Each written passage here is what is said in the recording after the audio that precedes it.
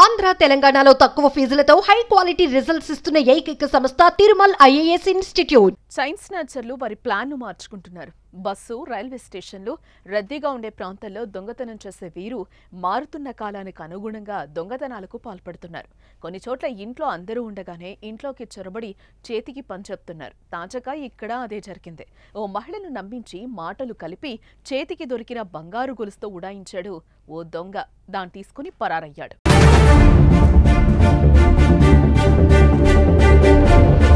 Hyderabad Kukatpally housing board లక్షల మంది జనంతో నిత్యం రద్దీగా ఉండే ఏరియా.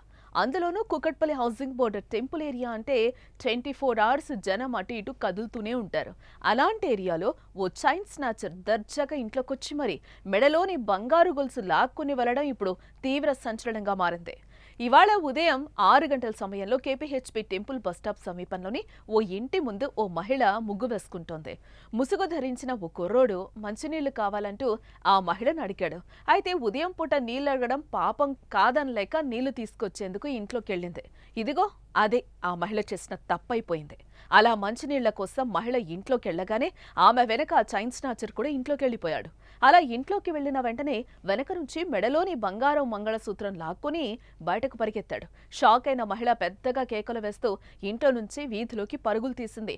అప్పటికే ఆ కిలాడి చైన్ స్నాచర్ అక్కడికి వేగంగా పరిగెత్తుకుని వెళ్లిపోయాడు. పొద్దునే జరిగిన ఈ ఘటనతో కేపీహెచ్పీ కాలనీ ఒక్కసారిగా ఉలిక్కిపడింది. చైన్ స్నాచర్లు ఇంతకు బరి తెగించారా అంటూ భయాందోళనలు వ్యక్తం చేస్తున్నారు కాలనీ వాసులు. ఈ ఘటన అంతా ఆ ఇంట్లోని సీసీ కెమెరాలో రికార్డైంది. సీసీ ఫుటేజ్ ఆధారంగా కేసు నమోదు చేసి విచారణ చేస్తున్నారు పోలీసులు.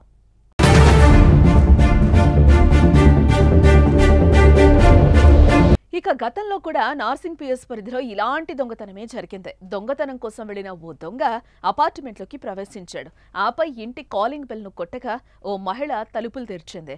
అలా తలుపులు తెరవగానే ఇంట్లోకెళ్లి బెదిరించి ఆ మహిళ మెడలోని 4 తులాల పుస్తెల తాడును లాక్కెళ్లిపోయాడు. ఇదిగో ఇప్పుడు కూకట్పల్లిలో కూడా అలాంటి తరహాలో ఘటనే జరిగింది. అయితే ముఖానికి మాస్క్ ధరించి ఎవరైనా వస్తే జాగ్రత్తగా ఉండాలని, లేదంటే తమకు సమాచారం ఇవ్వాలని పోలీసులు కోరుతున్నారు.